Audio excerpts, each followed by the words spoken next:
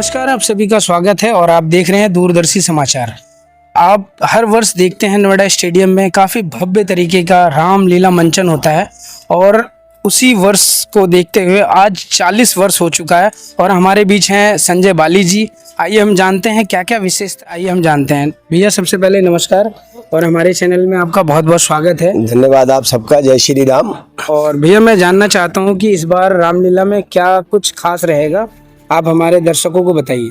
श्री सनातन धर्म रामलीला समिति नोएडा सनातन धर्म मंदिर के तत्वाधान में इस बार 40 वर्षों से लगातार निरंतर इस रामलीला को हम कर रहे हैं और आप सबके प्रयास से ये रामलीला इस क्षेत्र नहीं, जनपद ही नहीं, दिल्ली एनसीआर की बहुत सुंदर और भव्य रामलीला है।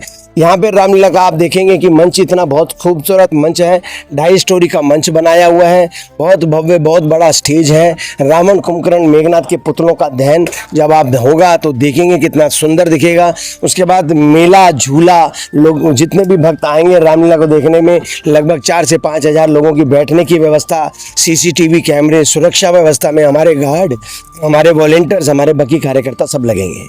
भैया हर साल देखा जाता है कि सोच से भी परे मतलब लोगों की संख्या काफ़ी ज़्यादा हो जाती है और व्यवस्था में कहीं ना कहीं कुछ चूक भी होती है, उसके लिए क्या खास व्यवस्था रहेगी? देखो, व्यवस्था में चूक नहीं होती है, उसमें होता क्या है कि जितनी हम संख्या अपेक्षित रखते हैं उससे अधिक आ जाती है, मगर उसके बावजूद भी हम व्यवस्था रखते हैं। लगभग हम अपने पास 1000-2000 कुर्सी फालतू रखते हैं, साथ में जो हमारी जगह हम उसमें तुरंत लगवा देते हैं।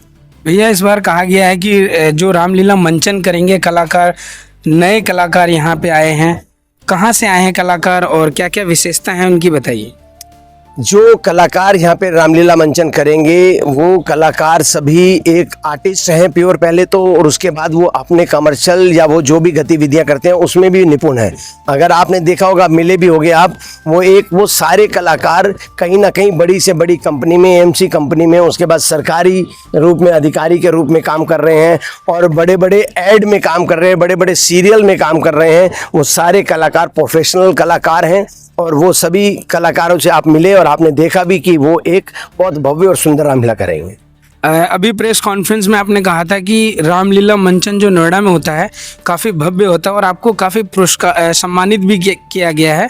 और जो रामलीला में जो रावण की हाइट और मेघनाथ और कुंभकर्ण का जो पुतला दहन होगा उसकी क्या क्या हाइट रहेगी, उसके बारे में बताइए। रावण कुंभकर्ण मेघनाथ के पुतलों की 80, 75 और 65 की हाइट रहेगी और बहुत अच्छी सुंदर आतिशबाजी इसमें लगाई जाएगी कि रावण का जैसे का दहन हो तो लोग यहाँ से देखें तो उनको आकर्षित भी करे कि बुराई का अंत कैसे होता है, अच्छा भी दिखे और बुराई का अंत भी हो। रामलीला का जो मंच है और ये पिछले बार की तरह इस बार दूसरे तरीके से सजाया गया, क्या है मंच की विशेषता बताइए। मंच को हमने पूरी तरह से एक किले के रूप में महल के रूप में दर्शाया है और ये 2.5 स्टोरी का मंच है। आप देख भी रहे हैं कि बिल्कुल बड़ी भव्यता देते हुए, एक तरफ जंगल है, एक तरफ पहाड़ है, ऊपर किला है, किले से ऊपर तक बुर्जी और सारा कुछ देख रहे हैं। क्योंकि ये इस बार इसको थोड़ा सा रूप और अच्छा दिया गया है क्योंकि हमारे भगवान श्री राम जब से मंदिर में विराजमान हुए हैं, किले और वो सब जंगलों से निकल के आए हैं और आज महल में उनका विराजमान है, इसलिए बहुत सुंदर भव्य महल का। और साथ ही हम आपको बताएं कि 2 अक्टूबर का दिन है, उस दिन जिस दिन विजयदशमी है, और लगातार अब निरंतर हमारे मंच में भी देशभक्ति से भी ओत-प्रोत आपको देश में संगीत भजन ये सब सुनाई देंगे। भैया आपने पिछले कई वर्षों से रामलीला मंचन समिति का सेवा दिया है और कैसा लग रहा है आपको? 40 वर्ष पूरे हो चुके हैं, आप क्या संदेश देना चाहते हैं क्षेत्रवासियों को और जो समाज के, हिंदू समाज, सनातन समाज के लोग हैं, उन्हें क्या संदेश देना चाहते हैं हमारे चैनल के माध्यम से? सनातन धर्म की रक्षा और सनातन धर्म को आगे लेके चलना हमारा सबसे पहला धर्म है। किसी ने मुझसे पूछा था कि इस रामलीला के में अगर कोई और समुदाय के देखने आते हैं लोग, हमारे का वेलकम है उनका, आके देखिए ना कि हमारे भगवान का राम का चरित्र कैसा था।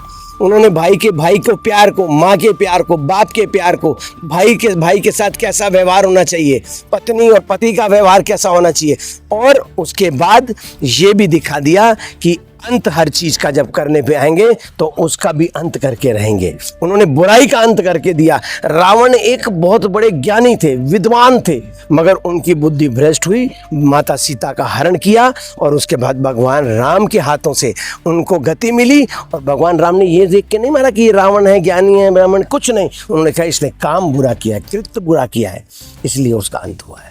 भैया जैसा कि अभी प्रेस कॉन्फ्रेंस के दौरान भी कई लोगों ने सवाल किया कि वीएचपी बार बार विरोध कर रहा है कि जो दूसरे समुदाय के लोग हैं वो रामलीला मंचन में ना आए और स्टॉल वगैरह ना लगाए और भी दुकानें ना लगाएं, तो इसमें आप क्या कहना चाहते हैं? मैं इसमें कुछ टिप्पणी नहीं करना चाहूँगा, वो उनका अपना व्यक्तिगत वो हो सकता है, मगर भगवान राम की लीला के मंचन करने के लिए कलाकार की कोई जात नहीं होती, और जो कलाकार होता है वो कलाकार होता है। हम रामलीला के माध्यम से आपको एक और चीज बताऊं, मोदी जी का सपना भी साकार करते हैं। कैसे? स्टार्टअप इंडिया की जैसे बात करते हैं, यहाँ पे कितने छोटे छोटे स्टॉल, झूले, मेले, कोई ठेली पे लाएगा, कोई कुछ लाएगा, उसको भी उद्योग मिलेगा, उसको भी रोजगार मिलेगा।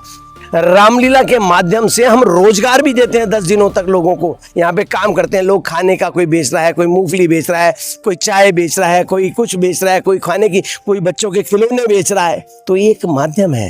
भगवान राम की लीला से भी हमें सीखना चाहिए कि उन्होंने अगर किसी चीज में भेदभाव नहीं किया तो हम कौन होते हैं। बहुत बहुत धन्यवाद भैया। और इन्होंने कहा कि सभी धर्मों का यहाँ स्वागत है, जिसका मन हो वो रामलीला मंचन का पूरा आनंद ले।